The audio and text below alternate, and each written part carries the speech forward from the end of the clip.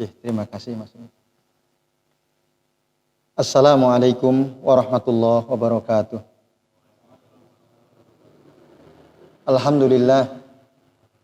Alhamdulillahilladzi arsala rasulahu bil huda wa dinil haq liyudhhirahu 'ala dini kullih walau karihal kafirun walau karihal musyrikun.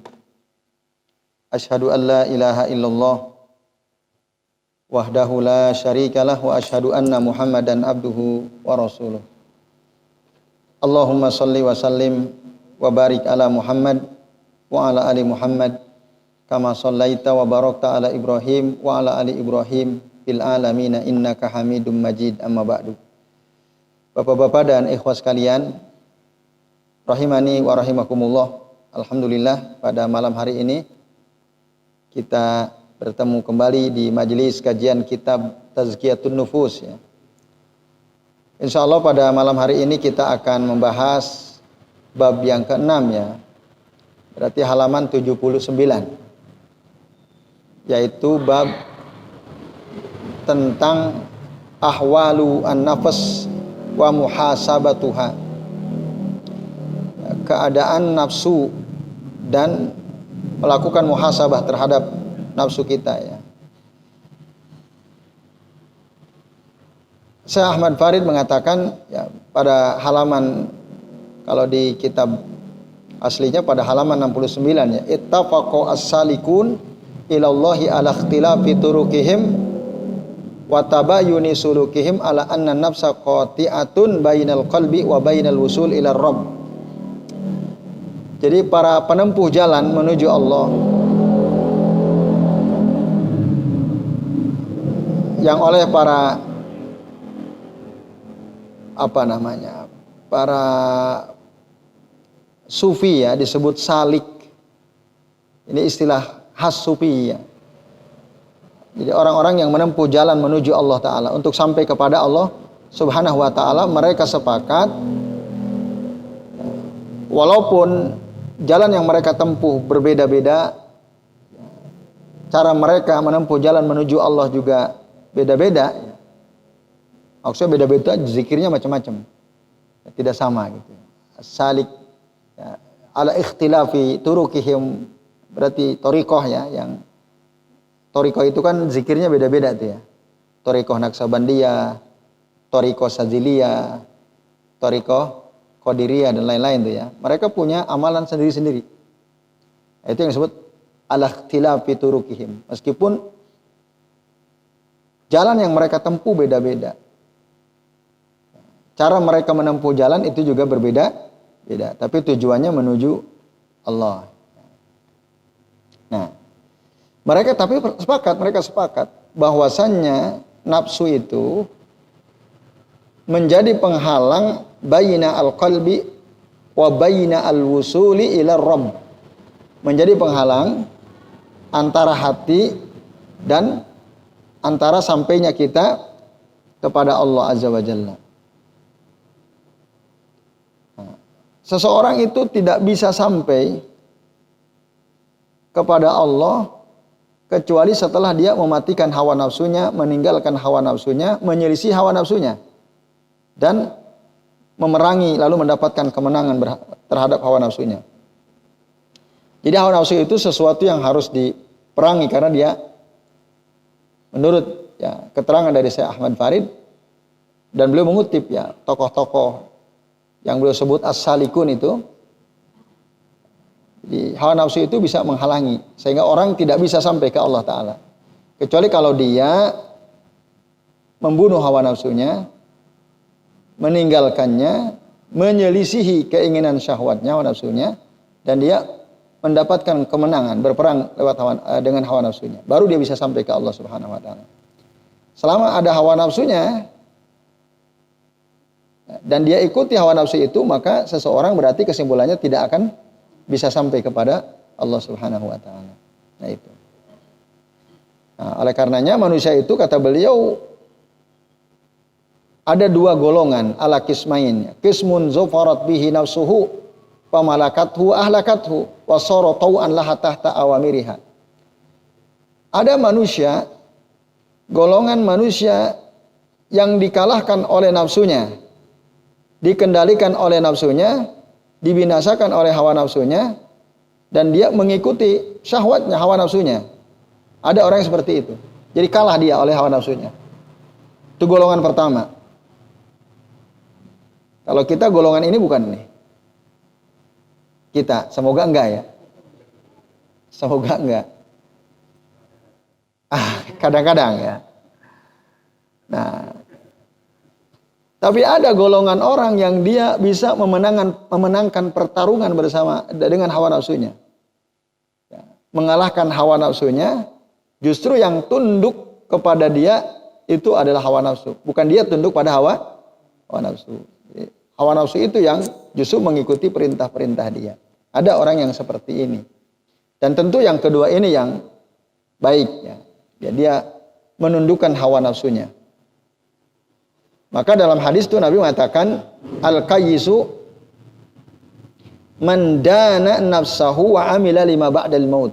Orang cerdas itu adalah orang yang menundukkan hawa nafsunya. Itu orang yang qayyis.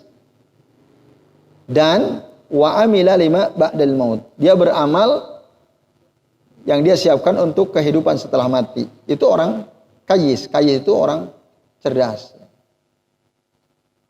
Sebaliknya wal ajizu, orang lemah itu adalah orang yang manittaba'a hawahu, orang yang ngikutin hawa nafsunya, wa tamanna 'alallahil amaniya. Dan dia berangan-angan dapat rahmat Allah, dapat ampunan Allah, dapat karunia dari Allah. Tapi cuma sekedar angan-angan. Faktanya sehari-hari dia selalu ngikutin hawa nafsunya. Itu orang lemah, itu orang kayak gitu. Orang jahil ya. Itu dalam hadis Nabi Shallallahu Alaihi Wasallam. Nah, sementara qala ba'dul arifin, ini istilah khas sufi ini ya. Syekh Ahmad Farid ini beliau ya, tapi karena beliau mengutip dari ini kan Imam Al-Ghazali itu. Jadi ini istilah Imam Ghazali ini. Kalau istilah Ibnu Qayyim kayaknya Allah alam ya, beliau menggunakan enggak istilah ini. Tapi ini khas memang istilah sufi ya. Qala ba'dul arifin ya. Berkata sebagian arif itu ahlul ma'rifah, artinya orang berilmu. Biasa kalau ulama salaf itu qala ba'dul ulama ya, jarang menggunakan qala ba'dul arifin, jarang. Arif, salik itu biasa istilah sufi. Maksudnya ulama gitu ya, orang yang punya ilmu. Arif itu dari kata arafa ya'rifu, arif.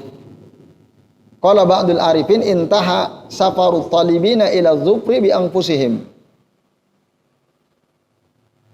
Perjalanan orang yang menuntut mencari keridhaan Allah. At-talibin di sini maksudnya orang yang mencari keridhaan Allah. Maka pencari ilmu disebut talibul ilm.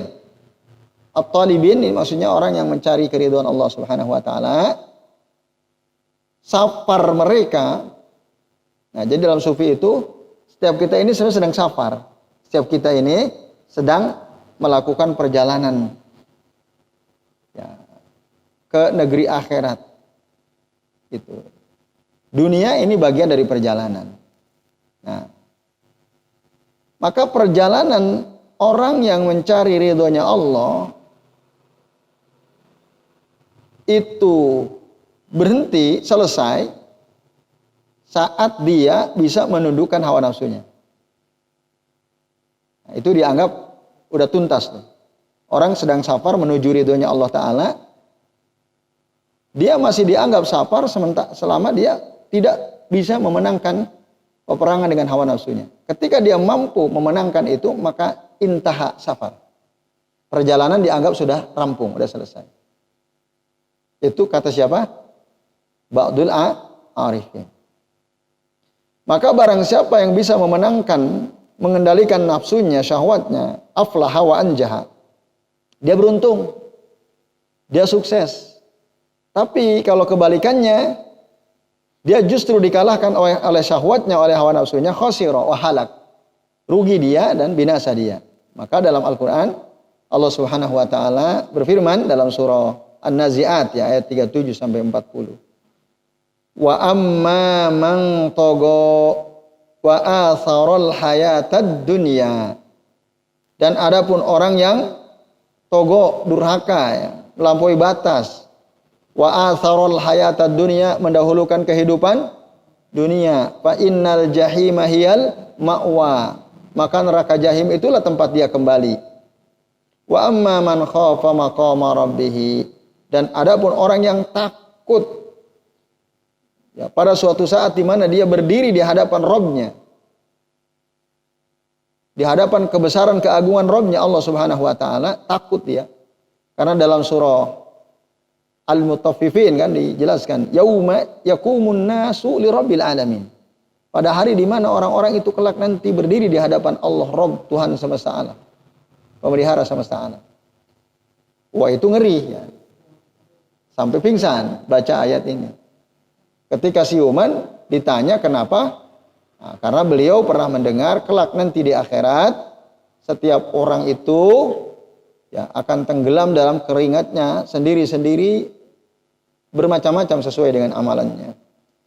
Ada yang tenggelam sampai mata kaki, sampai lutut, sampai pinggang, sampai dada, sampai telinga, bahkan ada yang tenggelam seluruh tubuhnya. Dan itu berlangsung lama, antri untuk dihisab. Berapa lama? Khamsuna alfa sanah, 50.000 tahun. Orang yang takut akan keadaan itu kelak nanti, maka apa yang terjadi? Wa nahan nafsa 'anil hawa. Dia menahan dirinya untuk mengikuti hawa nafsu. Fa innal jannata hiyal ma'wa. Maka tempat orang ini ada di surga, tempat kembalinya. Nah, artinya ya, ayat ini menerangkan bahwa syahwat atau nafsu itu memanggil-manggil kita untuk melakukan perbuatan dosa dan berlebih-lebihan, menyeru kita untuk mendahulukan kehidupan dunia. Itu nafsu begitu. Ya. Sementara Allah Rabb kita menyeru kita hambanya untuk takut kepada Allah, ya, melarang diri ini mengikuti hawa nafsu. Maka hati setiap orang itu ada di antara di antara dua da'i. Dikatakan wal qalbu baina da'iyaini, baina da'iyain. Ya. Yamilu ila hadza da'i marratan wa ila hadza marratan. Kadang-kadang siapa yang maksud dua da'i itu? Satu ya, da'i itu apa? Penyeru. Yang pertama menyeru dia, memanggil-manggil dia untuk ngikutin syahwat, mendahulukan kehidupan dunia. Sementara satu lagi memanggil-manggil dia untuk mendahulukan akhirat. Itu. Memanggil-manggil dia supaya takut kepada azab Allah, supaya menahan syahwatnya. Tapi faktanya kadang-kadang ada saat di mana hati setiap orang itu cenderung kepada syahwatnya, kadang cenderung kepada ya kehidupan akhirat. Artinya cenderung meninggalkan syahwatnya. Ada kalanya begini, ada kalanya begitu. Nah, ini memang ujian dari Allah kepada kita selaku hambanya. Kita diuji oleh itu dua hal yang selalu ngajak kita, dan itu tidak gampang. Misal begini, antum siang-siang istirahat, pas nyenyak-nyenyaknya tidur, terdengar suara muadzin di masjid memanggil-manggil untuk datang sholat asar. Allahu Akbar, Allahu Akbar. Antum siuman, bangun. Padahal lagi lelap-lelapnya, Allah bangunkan antum, bangun. Nah, pada saat antum ke kamar kecil, antum butuh waktu berapa menit? Biasanya 10 menit. Pas baru antum masuk ke kamar kecil, udah iqamah. Dan antum tahu imamnya itu kalau ngimami cepat. Ya kan? Ngimami cepat. Setelah antum rampung wudu, antum ke masjid atau di rumah?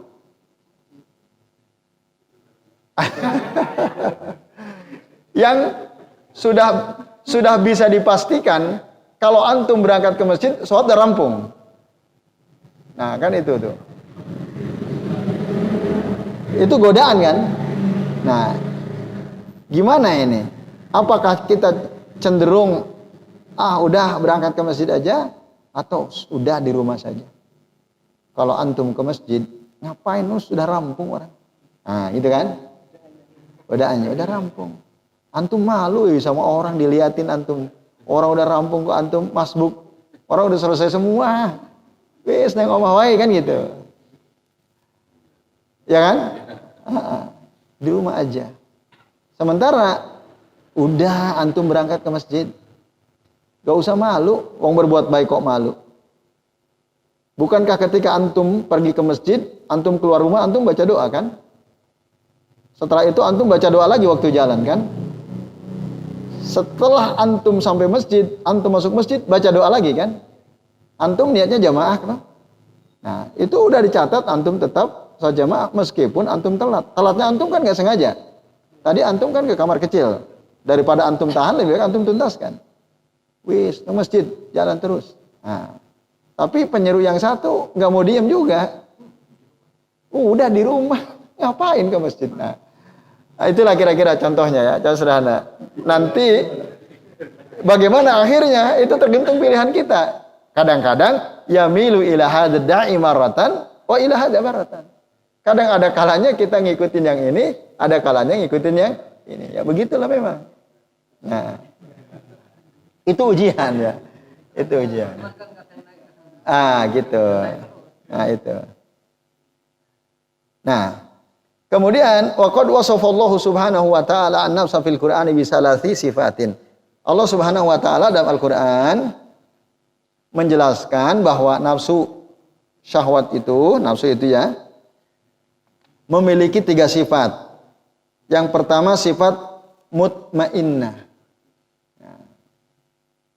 Yang kedua sifat lawwamah. Yang ketiga sifat ammarah, ammaratun bisu. Ya, itu ada semua dalam Al-Qur'an. Jadi nafsu kita itu punya 3 sifat. Walaupun kata Syekh Ahmad Farid, orang-orang berbeda pendapat terkait dengan nafsu ini. Apakah orang itu punya 3 jenis nafsu atau orang itu punya 1 nafsu tapi nafsunya punya 3 sifat? Nah, itu. Para fuqaha dan ahli tafsir mereka mengatakan nafsu itu ya 1, cuman punya 3 sifat. Sementara ya kalau menurut ahli tasawuf nafsu setiap hamba itu ada 3. Jadi setiap orang punya 3 nafsu menurut ahli tasawuf. Tapi menurut ahli fikih, mufassir, ya nafsu 1. Ada khilaf. Lalu kata Syekh Ahmad Farid, wat tahqiq sebenarnya annahu la nizaa bainal fariqain. Sebenarnya enggak ada kontradiksi sebenarnya. Fa innaha wahidah, nafsu itu ada 1. Bi'tibari zatiha, kalau dilihat dari sisi zatnya 1 nafsu itu. Tapi wasalah satun bi'tibari sifatiha. Kalau dilihat dari sisi sifatnya, dia ada 3. Jadi sebenarnya ahlu tasawuf melihat dari sisi sifat, sementara al-fuqaha wal mufassirun melihat dari sisi zat dan sifat. Jadi sebenarnya enggak ada kontradiksi sebenarnya. Nah itu. Jadi nafsu masing-masing kita ya 1. Cuman 1 nafsu bisa punya 3 sifat. Sama seperti kita. Kita zatnya kan 1 juga. Apa ada yang bisa membelah diri jadi 2, 3 dan seterusnya? Enggak ada ya. Kecuali dalam film kartun mungkin. Ya, 1 bisa jadi banyak. 1, cuman sifat kita macam-macam kan? Nah itu. Maka, nah apa sifatnya itu? Yaitu sifat nafsu yang pertama apa? Nafsu mutmainnah, an-nafsul mutmainnah. Ya. Walaupun ada tokoh mengkritik, enggak ada itu.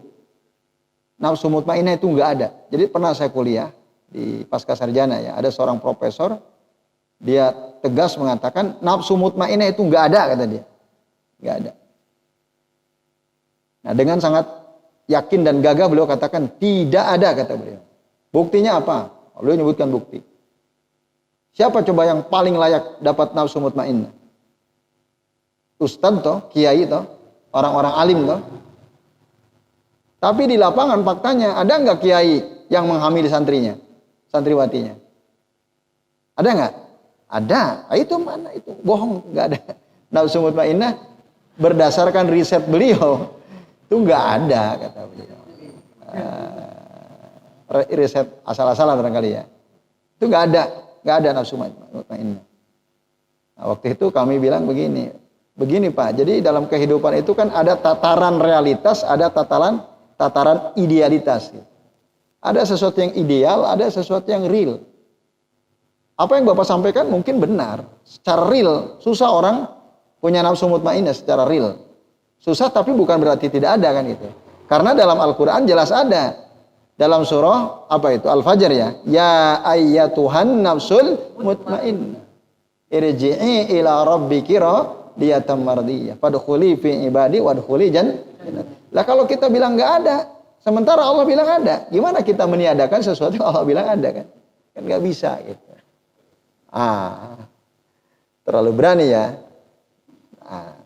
Tapi waktu itu pas saya ngomong begitu, ya bisa diterima kata dia. Kata beliau bisa terima. Ya.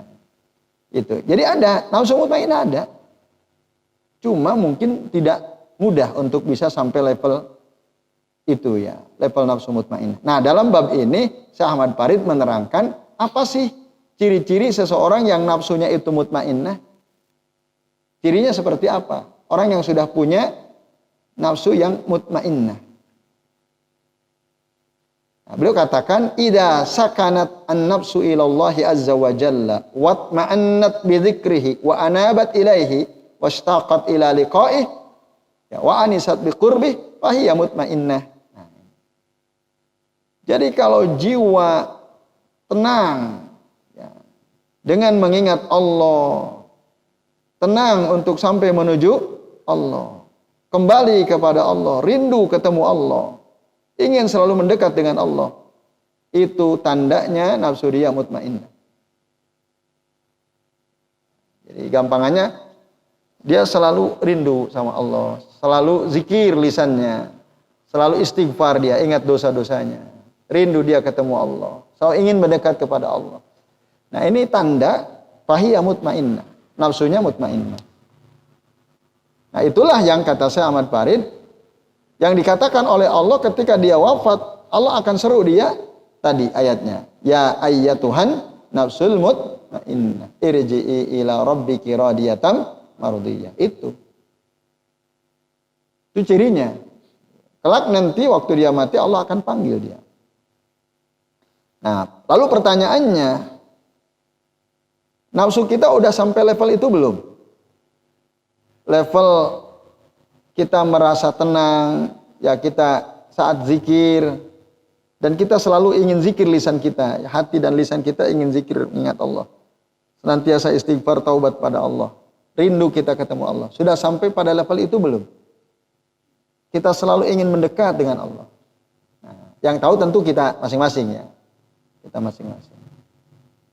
Yaitu nah, Abdullah bin Abbas mengatakan yang dimaksud nafsul mutmainnah dalam ayat tadi adalah al-musaddiqah. Nafsu yang musaddiq itu yang membenarkan. Ya. Sementara Qatadah mengatakan yang dimaksud nafsu an-nafsul mutmainnah adalah orang mukmin yang tenang nafsunya ya, untuk mendapatkan sesuatu yang dijanjikan oleh Allah Subhanahu wa taala. Jadi pemilik nafsunya itu tenang karena dia sudah mengetahui nama-nama dan sifat-sifat Allah Subhanahu wa taala. Tenang dengan apa yang dikabarkan oleh Allah tentang dirinya dalam Al-Qur'an atau yang dikabarkan oleh Nabi sallallahu alaihi wasallam tentang Allah. Kemudian dia tenang kepada apa yang telah dikabarkan dari sesuatu yang akan datang setelah kematian atau dari perkara-perkara di alam barzah dan yang setelahnya min ahwalil qiyamah hatta ka'annahu yushahidu dzalika kullahu ayanan. Dia tenang dengan keadaan kelak nanti pada hari kiamat seakan-akan dia itu menyaksikan langsung dengan mata kepalanya sendiri. Dia tenang dengan itu semua. Kemudian dia tenang yatma'innu ila qadarillahi azza wa jalla fayaslamu lahu wa yarda. Tenang dengan takdir Allah. Lalu dia pasrah kepada Allah, ridho dengan semua takdir dari Allah. Tidak murka, tidak marah, tidak mengeluh, tidak goncang imannya. Dia tidak putus asa dengan apa yang terlewati yang dia tidak dapatkan, dan dia juga tidak la yafrahu bima atah, tidak bangga, tidak senang berlebihan dengan apa yang dia dapatkan. Kena musibah, mendapatkan rezeki sama aja, nggak ada beda gitu. Ini orang yang hatinya sudah, nafsunya sudah mutmain. Karena apa? Li'annal musibata fihi muqaddarah qabla an tasila ilaih. Karena dia meyakini bahwa musibah itu sudah ditetapkan oleh Allah Ta'ala sebelum sampai kepada dirinya bahkan. Bahkan sebelum Allah ciptakan dia, musibah yang akan menimpa dia sudah Allah tetapkan. Innallaha qaddara maqadir al-khalaiq bi khamsina alfa sanatin qabla an yakhluqas samawati wal ardh. Sesungguhnya Allah Ta'ala telah menentukan takdir setiap makhluk 50.000 tahun sebelum Allah ciptakan langit dan bumi. Itu semua takdir orang sudah ditentukan. Maka dalam Al-Quran surah At-Taghabun ayat 11, qala Allah Ta'ala berfirman, ma asaba min musibatin illa biiznillah wa may yu'min billahi yahdi qalbahu. Ya, tidaklah ada yang menimpa kepada seseorang dari suatu musibah kecuali itu atas izin Allah. Dan barang siapa beriman kepada Allah, maka Allah akan memberikan petunjuk kepada hatinya. Yahdi qalbahu. Nah, ini. Maka tidak sedikit para ulama salaf mengatakan yang dimaksud ayat tadi itu adalah huwa al-abdu tusibuhul musibatu faya'lam annaha min indillahi wa yardha wa yaslam. Itu adalah hamba yang ketika dia terkena musibah, dia tahu bahwa musibah itu datang dari sisi Allah, lalu dia ridha dan dia berserah diri kepada Allah Subhanahu wa taala. Itu yang dimaksud pada ayat tadi, surah At-Taghabun ayat 11 tadi. Nah, Bapak-bapak dan Ibu sekalian, kalau kita ingat nih ayat ini, hidup kita tenang banget tuh. Hatta bahkan sampai ketika antum dizolimi sama orang. Antum pernah dizolimi orang apa belum? Pernah ya? Pernah disakiti orang? Antum merasa nggak salah kok dia nyakitin saya terus? Pernah? Pernah ngerasa nggak? Ada orang zolim sama antum? Pernah ya? Apa antum yang zalim ya? Lebih buruk lagi. Nah. Kalau ada orang zalim sama antum, itu musibah bukan? Ada orang nyakitin antum terus. Dengan omongannya, dengan bahasa verbalnya, perilakunya. Dia nyakitin antum. Antum sebenarnya nggak pantas disakiti, tapi ada orang nyakitin antum, zalim sama antum. Nah, apa yang akan antum lakukan? Antum datangi rumah dia, lalu antum tantang gelut sama dia, kamu zalim betul sama saya, atau bagaimana? Wong badan antum lebih besar daripada dia, datangi, atau apa yang akan antum lakukan ketika ada orang yang zalim sama antum, nyakitin antum? Nah, ya. Iya. Nah itu kalau antum udah mikirnya gitu, berarti nafsu antum udah mutmainnah tuh. Ya. Saat antum, bahkan dia memprovokasi orang lain supaya benci sama antum. Dia fitnah antum. Dia itu begini, padahal antum tidak seperti itu. Sehingga orang itu supaya benci sama kita gitu ya. Dan kita tahu karena ada orang cerita, antum difitnah begini sama dia. Sampai ke kita gitu ya. Wah, panas nggak tuh? Diajak kopi aja. Nah, kasih cyanida. Nah, orang mukmin yang hatinya mutmainnah, yang jiwa nafsunya mutmainnah tidak begitu ya. Tidak ngajak kopi, tidak. Ya. Tapi dia berpikir, ya Allah ini musibah. Gitu. Ini musibah bukan? Musibah tuh. Tapi dia ingat, tidaklah ada musibah yang menimpa dirinya kecuali itu Allah sudah tetapkan. Bahkan sebelum kita lahir. Jadi penghapus dosa kita. Jadi dia nggak mikirin itu tuh. Orang yang benci sama kita itu, ya, ente itu seperti uf itu tai kuku, gitu. Mau benci kayak gimana ente silahkan aja, zalim silahkan, nggak akan kulayani, gitu. Karena apa? Ente itu kan cuma alat, gitu. Yang menyebabkan ente begitu menyakitiku, begitu zalim kepadaku. Itu semua karena Allah kehendaki. Kalau Allah nggak berkehendak, ente nggak mungkin begitu kan? Iya nggak? Iya kan? Ada orang kok nyakitin kita terus, itu karena Allah kehendaki. Kalau Allah tidak menghendaki, mungkin nggak dia nyakitin kita? Enggak. Gitu. Udah ingat itu, ingat ayat ini. Jadi udah urusan mau dia memprovokasi semua orang supaya benci sama kita. Bahkan mungkin orang benci sama kita, gitu ya.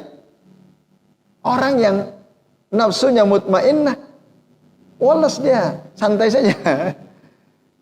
Iya, selalu aja dia. Karena apa? Dia tahu ini semua terjadi atas kehendak Allah. Musibah ini kena dia, itu atas izin Allah. Udah selesai. Nah itu.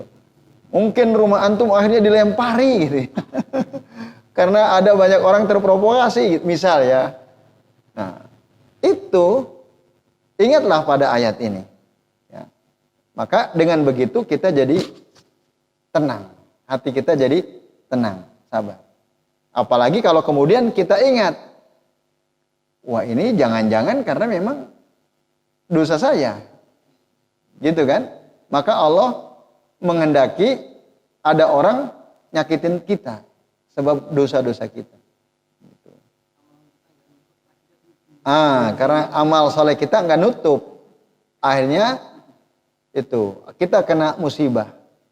Maka mana zalabalaun illa bizambin, kata Ali bin Abi Thalib radhiyallahu anhu. Tidaklah ada bala yang menimpa seseorang kecuali itu disebabkan karena dosa. Karena dosa. Wala rufi'a illa bitaubatin. Tidaklah bala musibah itu diangkat oleh Allah Ta'ala kecuali dengan bertaubat pada Allah, istighfar. Ya kalau ada orang kok nyakitin kita terus, zolim betul sama kita, udah banyak istighfar. Udah gitu, nggak usah kita ajak ngopi pakai cyanida, nggak perlu. Udah kita istighfar, astagfirullah ya Allah, mungkin saya punya dosa ini dan itu dan seterusnya. Mungkin inilah cara engkau menghapus dosa-dosaku kan, dengan menghadirkan orang yang begitu sering nyakitin kita. Udah, ini kan bala toh. Nah, kata Ali, tidaklah ada bala kecuali karena dosa, dan tidaklah diangkat bala kecuali dengan taubat, istighfar. Kalau udah gitu hidup enak tuh, ya nggak? Bahkan itu menjadi nikmat. Orang zolim sama kita, ada orang sering nyakitin kita, itu jadi sengsara membawa nikmat. Awalnya kita sengsara kan, disakiti, dizolimi, tapi akhirnya kita justru dengan itu ingat dosa kita, lalu kita sering istighfar sama Allah. Sering kita nangis, istighfar, astagfirullah ya Allah, saya salah, banyak salah, saya banyak dosa. Coba. Itu keadaan bisa sampai antum sering nangis, banyak baca istighfar, itu keadaan dahsyat bukan itu? Oh, dahsyat banget tuh. Iya, gara-gara antum dizolimi. Mungkin kalau antum tak dizolimi, susah antum nangis sambil istighfar. Karena antum enak-enak aja hidupnya kan. Iya, malah dablek ini. Nah, itu bisa jadi nikmat gitu. Kata Syekhul Islam Ibnu Taimiyah tuh. Dalam kitab ya Al-Umur Al-Mu'inah. Ya, ala sabr inda adal khalaq ya. Jadi perkara-perkara yang bisa membantu kita untuk bisa bersabar. Nah, itu caranya begitu. Nah, ini ya Bapak-bapak dan ikhlas kalian, a'adzani Allah wa iyyakum ajmain. Kemudian wa amma tu'maninatul ihsan fahiya tu'manina ila amrihi imtisalan wa ikhlasan wa nusha. Dan adapun tu'maninah ihsan itu ada tu'maninah dalam arti dia tunduk kepada perintah Allah, ikhlas ya. Tunduk kepada perintah Allah dan dia ikhlas dalam beribadah kepada Allah Subhanahu wa taala. Nah, ini ya, Bapak-bapak dan ikhwas sekalian, a'azani Allahu wa iyyakum ajmain. Itu.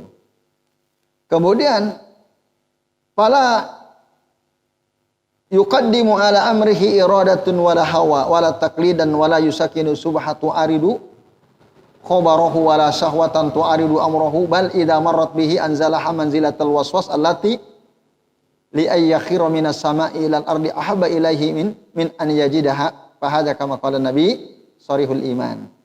Nah, jadi Bapak-bapak dan ikhwas sekalian, a'azani Allah wa iyyakum ajmain.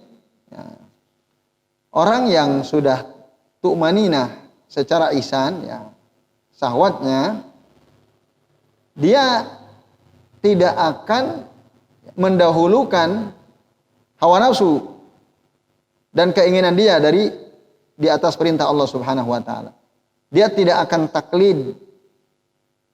Dia tidak akan tenang dengan subhat yang bertentangan dengan kabar dari Allah Subhanahu wa taala, dengan Al-Qur'an maksudnya. Dan dia tidak akan mengikuti syahwat, mengedepankan syahwat yang bertentangan dengan perintah Allah. Nah, jadi kalau ada syahwat datang kepadanya, maka dia mendudukan syahwatnya itu ibarat gangguan yang dia lebih memilih jatuh dari langit ke bumi ya. Li ayyakhirra minas sama'i ilal ardi ahabu ilaihi min an yajidaha. Dia lebih baik jatuh dari langit ke bumi, itu lebih dia sukai daripada dia mendapatkan gangguan syahwat tadi itu. Jadi orang yang hatinya tenang, jiwanya nafsunya mutmainah gitu. Dia daripada ngikutin syahwatnya, ngikutin subhat, dia merasa lebih baik saya jatuh dari langit gitu. Nah, inilah yang oleh Nabi disebut sharihul iman. Ya, disebutkan dalam hadis riwayat Imam Muslim, di mana Nabi Abu Hurairah mengatakan begini, ja'ana sun min ashabin Nabi sallallahu alaihi wasallam fasa'aluhu. Datang orang-orang dari kalangan sahabat Nabi kepada Nabi lalu bertanya, inna najidu fi anfusina ma yata'azzamu ahaduna an yatakallama bihi qal wa qad wajadtumuhu qalu na'am qala dzaka sharihul iman. Nah, itu hadisnya, hadis riwayat Imam Muslim. Jadi kita mendapatkan dalam jiwa kita ini ma yata'azzamu ahaduna an yatakallama bihi. Ya. Jadi salah seorang dari kami tidak akan bangga untuk membicarakan hal tersebut ya. Kalian sudah mendapatkannya kata Nabi. Qalu na'am, ya, kami mendapatkan situasi itu. Qal, lalu Nabi bilang dzalika sharihul iman. Nah, itulah iman yang sharih. Iman yang terang, jelas gitu. Itu. Nah, kadzalika yatma'innu min qalaqi al-ma'siyati wan zi'ajiha ila sukuni taubati wa halawatiha. Nah, begitu juga ya, kalau imannya kokoh ya, iman kita ini kokoh, Maka apa yang terjadi? Nah, yang terjadi tadi apa? Nah, dia akan tetap tenang untuk meninggalkan maksiat gitu ya. Itu dia akan tenang untuk meninggalkan maksiat. Nah, itu. Lalu disebutkan ya, dia merasakan nikmatnya, manisnya taubat.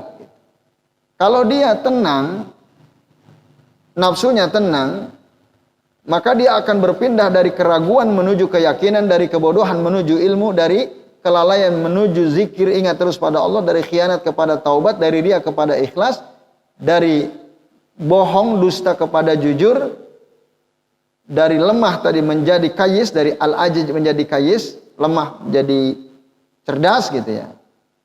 Dari tadinya ujub, nah, menjadi tawadhu. Nah, itulah nafsu yang tenang. Jadi berarti nafsu yang tenang itu dia memiliki keyakinan. Dia selalu ingin mendapat ilmu. Jadi hatinya itu haus dengan ilmu. Dia benci kebodohan, kejahilan dia. Dia senang ilmu. Dia senantiasa berzikir. Senantiasa bertaubat, ikhlas, berusaha jujur, berusaha untuk menjadi al-qayyis tadi. Tidak ujub, tawadhu. Nah, itu orang berarti nafsunya mutmainnah. Untuk bisa sampai pada level nafsu mutmainnah itu berangkat dari kesadaran, hiya al-yaqzah. Nah, maka yaqzah, kesadaran itulah yang bisa menyingkap dari hatinya ya, apa? Kelalaian ya, dan memberikan cahaya kepadanya dengan cahaya dari sorga ya. Adha'at lahu kusuru al-jannah. Itu. Jadi sadar.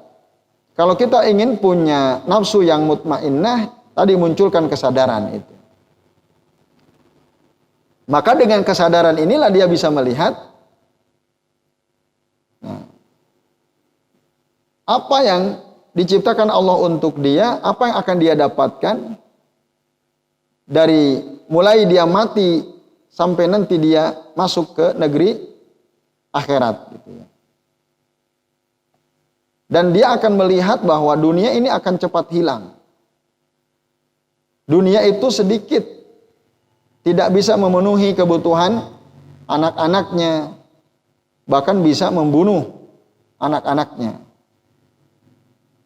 Itu kalau orang sudah sadar gitu ya. Lalu kemudian dia bangkit. Nah, dia bangkit dari keadaan yang seperti itu. Lalu dia berkata, ya hasrata ala ma farrattu fi jambillah. Ya hasrata ala ma farrattu bi jambillah. Duhai betapa ruginya aku atas apa? Keteledoranku ya di sisi Allah Subhanahu wa taala. Itu disebutkan dalam surah Az-Zumar. Orang yang merasa seperti itu, dia menyesal atas keteledoran dia yang selama ini mungkin dia tidak begitu taat sama Allah, tidak sregep beribadah kepada Allah. Lalu muncul kesadaran. Nah, lalu tadi berubahlah hatinya, berubah nafsunya ya, menjadi nafsu mutmainnah. Maka akhirnya kalau sudah begitu, bapak-bapak dan ibu sekalian, pastaqbala baqiyata umrihi mustadrikan mafat. Umurnya yang masih tersisa, dia gunakan untuk mendapatkan apa yang dulu terlewat. Menghidupkan apa yang dulu udah mati. Kalau hati seseorang sudah, atau apa, nafsu seseorang sudah mutmainnah. Nah. Lalu ya, mustaqbilan ma taqaddama lahu minal atharat muntahizan fursatal imkan allati idza fatat fatahu jami'ul khairat. Nah, dia akan berusaha memanfaatkan semua kesempatan sebisa mungkin yang apabila itu terlewatilah seluruh kebaikan. Nah, maka dalam keadaan dia mendapatkan cahaya dari kesadarannya itu, dan ini adalah cahaya nikmat dari Allah kepada dia, maka dia melihat ya bahwa annahu ayisun min hasriha wa ihsa'iha wa ajizun an ada'i haqqiha. Dia melihat bahwa nikmat Allah itu banyak sekali, tidak mungkin bisa dia hitung, tak terbatas.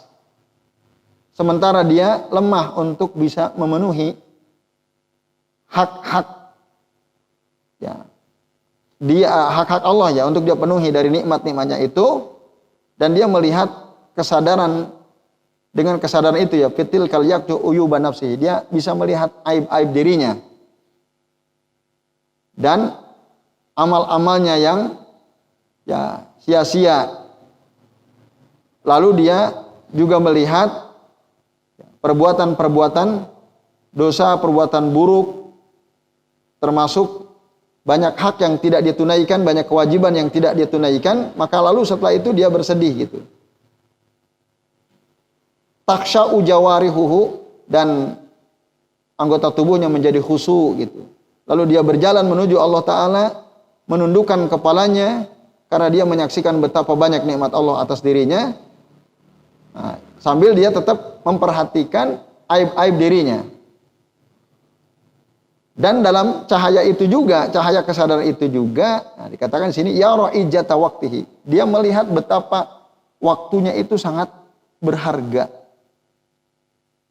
Ya, wa khatorihi wa annahu ra'su mali sa'adatihi. Dan dia melihat bahwa waktu itulah modal kebahagiaan dia. Akhirnya orang yang nafsunya sudah mutmainnah, dia akan bakhil dengan waktu gitu. Dia akan sangat pelit dengan waktu, apalagi jika waktunya itu tidak mendekatkan dia kepada Allah Subhanahu wa Ta'ala. Dia akan bakhil itu. Ya, orang yang nafsunya sudah mutmainnah, dia nggak mau buang-buang waktunya tanpa ada manfaat. Dia tidak mau membuang-buang waktunya tanpa bisa mendekatkan dirinya kepada Allah. Itu. Karena dengan dia menghilangkan waktu, berarti itu adalah kerugian. Sementara kalau dia jaga waktunya, itulah kebahagiaan. Nah, itulah orang yang nafsunya sudah mutmainnah. Jadi, bapak-bapak dan ikhwah sekalian, kalau kita sering menghabiskan waktu kita untuk sesuatu yang tidak bermanfaat, ya, main game di gadget kita itu, kalau ada di antara kita masih punya game di gadgetnya, itu berarti nafsunya belum mutmainnah. Ya apapun. Ya, periksalah HP antum. Kalau masih ada di HP antum aplikasi game, itu antum belum nyampe level mutmainnah. Itu tanda bahwa antum sering menghabiskan waktu untuk hal yang sia-sia kan? Puas, syahwat antum puas, ya kan? Nah, tapi apakah itu bisa mendekatkan diri kepada Allah? Apa game bola bisa membuat kita dekat sama Allah? Nah, itu. Waktunya sholat pergi. Waktu main game di masjid biar kelihatan soleh ya. Gamers tapi soleh gitu ya. Aduh, kayak gitu itu ya. Nah, jadi orang yang masih ada hal-hal, bahkan nggak ada game aja bisa menghabiskan waktu nggak bermanfaat kan? Handphone tanpa game saja, kita lihat video TikTok gitu ya, itu kan udah hilang tuh banyak waktu kita. Nah, orang yang nafsunya mutmainnah, dia bakhil, ya bakhalu biwaqtihi fima la yuqarribuhu ilallahi azza wajalla. Dia bakhil sekali. Kalau kita sudah sampai pada level itu, berarti itu tanda nafsu kita sudah mutmainnah. Itu. Kita harus jaga waktu kita, itu. Kalau kita menjaganya, itu tanda ya, kita ini akan menuju kebahagiaan. Nah, maka pengaruh dari kesadaran ini, ya, Inilah awal manazil an-nafsil mutmainnah allati yansha'u minha safaruha ila Allah Ta'ala wa daril akhirah. Nah ini terakhir.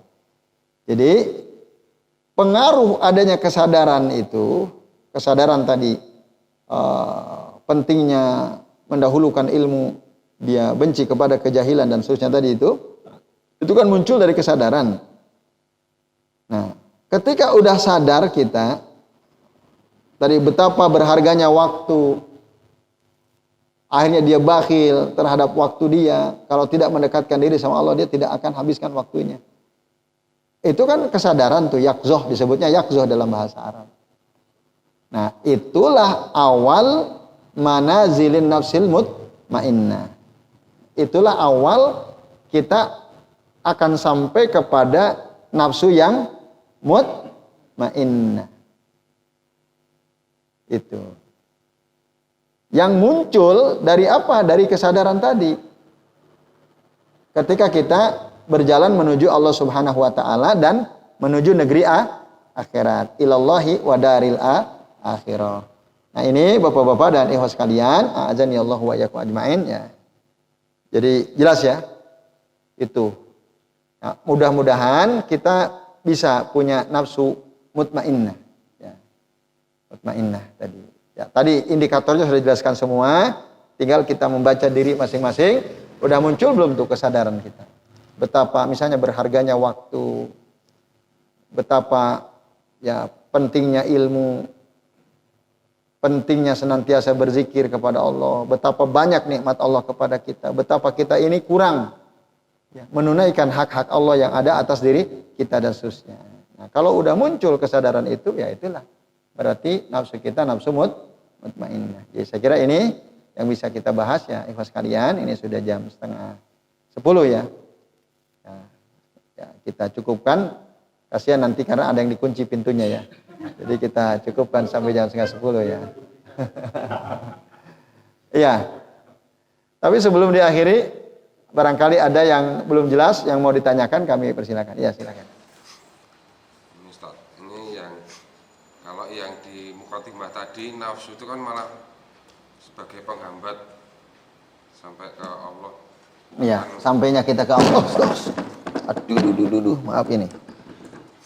Ya terus. Bahkan Gak apa-apa ya. Kita berhasil memenangi pertarungan melawannya, berarti dianggap sudah yang kelompok yang baik gitu. Tapi ini kok malah di Al-Quran malah ada nafsu mutmainnah. Apa gimana ini kok kayak kontradiksi gitu. Iya.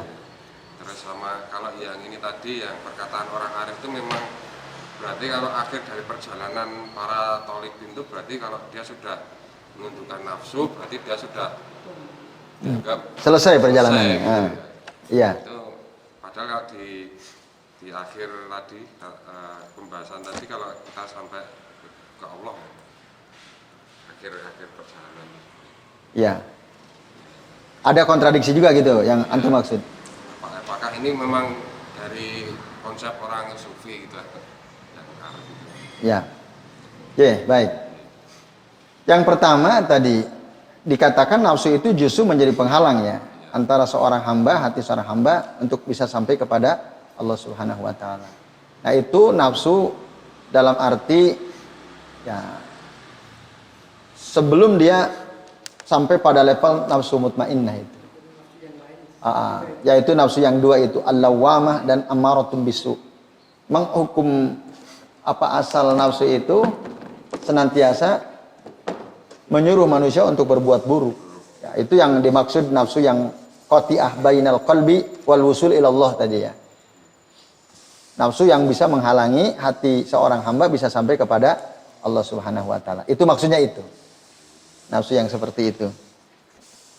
Nah, sementara yang tadi yang di belakang itu ketika seseorang sudah sampai pada level nafsu mutmainnah. Maka nafsu itu sifatnya ada 3 itu. Yang 2 nanti insya Allah kita akan bahas ya. Yaitu nafsu mutmainnah, nafsu lawwamah dan nafsu ammaratum bisu. Nah, yang menghalangi itu yang nafsu lawwamah sama nafsu ammaratum bisu itu. Kalau nafsu mutmainnah Justru tadi menyadarkan dia gitu. Menyadarkan dia. Justru yang akan menghantarkan dia taqarrub kepada Allah Subhanahu wa taala. Itu penjelasannya ya. Orang pada umumnya kalau ditanya nafsu itu apa? Kan konotasinya pasti negatif kan? Pasti kan. Tapi ya, kalau kita tadi baca Al-Qur'an kan ternyata ada nafsu mutmainnah. Tadi indikatornya jelas ya, yaitu asalnya memang nafsu ya jelek asal. Tuh. Terus yang kedua apa tadi? Apakah itu tadi perkataan orang Arab itu memang yang sampai orang dikatakan sudah sampai perjalanan dia saat sudah bisa menundukkan hawa nafsu. Ya. Udah selesai kan? Karena dalam Al-Qur'an itu dalilnya disebutkan wa amma man khafa maqama rabbih wa nahan nafsa 'anil hawa fa innal jannata hiyal ma'wa, kan itu. Dan adapun kan ada tuh dalam surah apa itu? An-Nazi'at ya. Wa amma man khafa maqama rabbih, dan adapun orang yang takut. Kalau di situ diterjemahkannya keagungan Allah ya.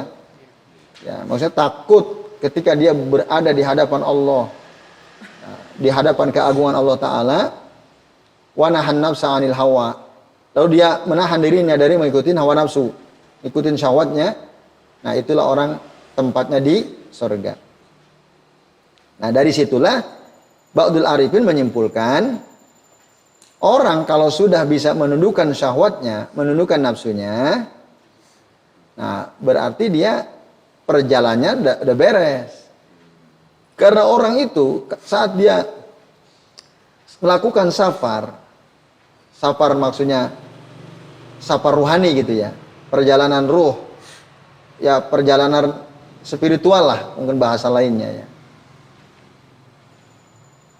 Yang dicari kan ketenangan, gitu kan? Yang dicari ketenangan, ridhonya Allah Subhanahu wa taala. Nah, kalau dia sudah mampu mengendalikan nafsunya, syahwatnya, gampang dia mengendalikan syahwatnya, berarti sesungguhnya dia udah nyampe itu. Karena yang dituju kan keadaan seperti itu. Keadaan di mana seseorang itu mampu mengendalikan hawa nafsunya. Nah, dengan begitu jaminannya apa? Surga ya. Wa nahan nafsa 'anil hawa fa innal jannata hiyal ma'wa. Itu yang dimaksud dan diterangkan tadi oleh Syekh Ahmad Farid ya, berdasarkan ayat Al-Qur'an surah An-Nazi'at tadi. Nah, padahal tadi antum bilang, ya bukankah perjalanan kita itu sampai saat kita mati kan? Dalam Al-Qur'an kan ada ayat, wa'bud rabbaka hatta ya'tiyakal yakin kan? Sembahlah Tuhanmu, beribadah terus kepada Allah sampai datang kematian. Jadi kalau belum mati, belum selesai, ya kan, harus terus ibadah. Ibadah itu juga sebenarnya dianggap sebagai safar ya, ibadah. Safar spiritualitas ya, perjalanan spiritual ibadah itu. Terus gimana kok dianggap udah selesai perjalanan sementara dia masih hidup gitu ya? Itu yang antum maksud ya. Nah, dia yang dikutip oleh Syekh Ahmad Farid ini ya, melihatnya dari perspektif tujuannya. So kalau dari tujuannya, setiap orang kan ingin masuk surga. Ketika dia mampu melakukan sesuatu yang menjamin dia masuk surga, ya udah selesai. Gitu. Karena dia setiap kita kan berjalan menuju akhirat, menuju surga kan. Berarti kalau dia udah dapat itu, ya udah selesai. Gitu. Cuma kalau kita masih bisa mengkritik memang ya. Ini kan perkataan Ba'dul Arifin kan. Ya. Lalu apakah ketika seseorang sudah bisa mengendalikan hawa nafsunya akan terus begitu atau bisa berubah lagi? Nah kan itu. Ya kan? Bisa berubah lagi nggak? Sangat mungkin bisa berubah lagi. Itu kalau masih mungkin berubah. Kan orang masih hidup, ya taqallab kan, hatinya berubah-ubah. Nah, itu. Jadi itu maksudnya menurut Ba'dul Arifin tadi itu berarti bukan terminal akhir itu ya. Terminal sementara lah itu ya. Nah, Nah, itu yang betul-betul rampung ketika dia dipanggil, ya ayyatuhan nafsul mutmainnah irji'i ila rabbiki radiyatan mardiyah fadkhuli fi ibadi wadkhuli itu yang betul-betul rampung, terminal akhir itu betul. Udah nggak ada lagi perjalanan. Udah finish betul itu. Nah, itu Pak Wikan. Ya, tapi bisa aja kita mengkritik tadi kan. Mengkritik Ba'dul Arifin yang bilang kalau udah bisa mengendalikan nafsu, perjalanan selesai kan? Nah, itu bisa saja kita kritik itu. Oh, belum kok, karena masih mungkin kita berubah kan? Ya, oke, begitu. Oh iya, Allah a'lam bishawab. Ya, silakan. Monggo Pak, begitu.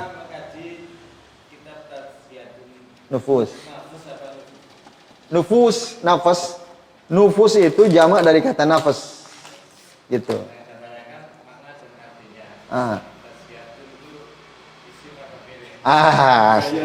Ini orang yang udah belajar bahasa Arab begini pertanyaannya nih kan. Tazkiyah itu isim, tazkiyatun nafas itu mudhof ilaih. Ya. Isim dengan isim. Dan di dalam kitab ini sering disebutkan tentang pensucian jiwa, pensucian hati. Sepertinya dua hal ini sulit sekali untuk dilakukan manusia. Mensucikan hatinya maksudnya. Tazkiyatun nafs, pensucian jiwa saja. Bagaimana caranya kita kan nggak tahu jiwa itu seperti apa. Ya. Kemudian pensucian hati juga gimana juga caranya. Ya. Oke, baik. Dan mungkin kita lakukan mungkin tazkiyatun pikiran. Tazkiyatul akal, tazkiyatul fikr ya. Bukan ya pensucian pikiran. Rasulullah mengatakan ada segumpal daging yang apabila baik sebelumnya yang kemungkinan segumpal daging itu menurut saya pikiran itu. Kalau pikiran baik ya semuanya baik. Jadi misalnya kayak pensucian hati itu menurut saya segala apa yang dimasukkan dengan pikiran yang baik-baik aja, nanti hati akan menjadi baik, jiwa apa seperti itu. Pak di sini tidak pernah disebutkan pensucian pikiran. Itu yang mungkin bisa kita lakukan sebenarnya itu. Iya. Cuci otak gitu. Cuci otak. Biar bersih pikiran, otaknya cuci gitu ya. Ya. Baik, kalau kita kembali ke hadis Nabi, inna fil jasadi mudghah fa in saluhat saluhal jasadu kulluh wa in fasadat fasadal jasadu kulluh ala wahya al qalbu. Itu kan kata Nabi. Sesungguhnya dalam hati, dalam diri setiap orang, fil jasad, dalam jasad kita itu ada segumpal daging. Apabila dia baik seluruh badan kita akan baik, dan apabila segumpal daging itu buruk semuanya akan menjadi buruk. Ketahuilah itu adalah hati, bukan pikiran. Pikiran menurut Palukito, kalau menurut Nabi itu hati. Tadi kan menurut saya bukan hati kata antum kan? Ya itu kata antum. Tapi kata Nabi segumpal daging itu adalah hati. Nah. Tapi kelakuannya baik ada Ustaz. Menurut ini Iya. Kalau pikiran dia rusak, pasti dia kelakuannya baik. Pasti itu ya, kalau pikirannya rusak, ya nggak beres. Kalau hatinya yang sakit, bisa juga dia berbuat baik. Mungkin masalah bahasa ya, hati itu. Ini persoalan bahasa, betul. Jadi yang antum bahasakan dengan pikiran bisa jadi itulah hati gitu. Itu yang dimaksud hati. Gitu. Karena dulu kan udah kita bahas ya. Orang yang berotak belum tentu berakal. Ya kan? Dulu pernah kita bahas. Orang yang berotak cerdas belum tentu berakal. Nah, kalau kita tanya lewat ilmu anatomi tubuh ya. Ilmu biologi. Akal itu apa? Ada nggak? Otak kan, kalau di bahasa anatomi tubuh, akal itu di otak kan gitu. Makanya mikir dong. Pakai otak, bukan pakai dengkul kan gitu. Orang isyaratnya ke sini. Otak kemana? Letaknya di sini kan. Nah, jadi itu bahasa biologi gitu. Kalau bahasa hadis, ya hati. Gitu. Bahasa hadis hati. Jadi bukan ya yang menurut bahasa kita itu pikiran.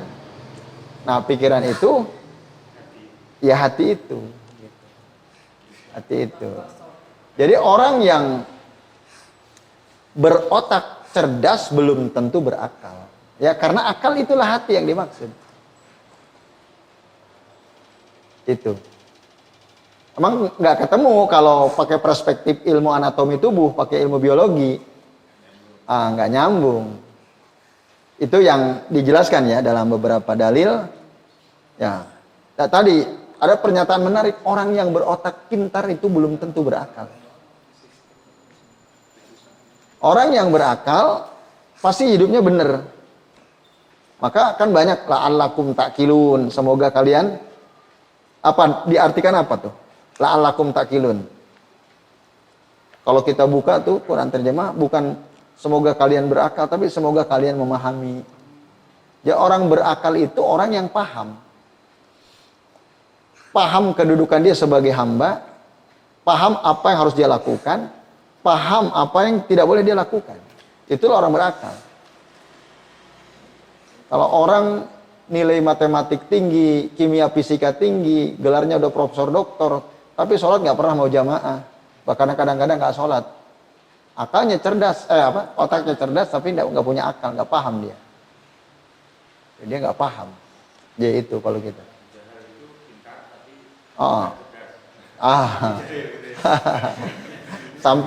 sampai kaum muslimin bilangnya saking jahilnya dia disebut Abu Jahal. Maka dia itu disebut ya Fir'aunu hadhil ummah. Fir'aunnya umat Islam itu ya Abu Jahal itu. Itu kalau kita baca tafsir Ibnu Katsir atau tafsir Ibnu Al-Jauzi ya, itu Fir'aunu hadhil ummah adalah Abu Jahal. Ya itu, wallahu a'lam bishawab kalau kita. Yaitu pikiran yang dalam bahasa antum, ya itulah hati sebenarnya. Itulah hati. Nah itu. Itu. Baik, ini hujan. Tutup dulu, ya. Kita akhiri dulu. Nah, oke, kita akhiri dulu sampai di sini. Ya baik, mari kita akhiri dengan baca doa kepada apa nanti. Ya Mas Yoyo ya. Saya akhiri nanti sebelum waktu saya kembalikan ke Mas Yoyo, maka kami akhiri wassallallahu ala Muhammadin wa ala alihi wa sahbihi wa baraka wa sallama alaihim ajmain. Billahi taufiq wal hidayah. Wassalamualaikum warahmatullahi wabarakatuh.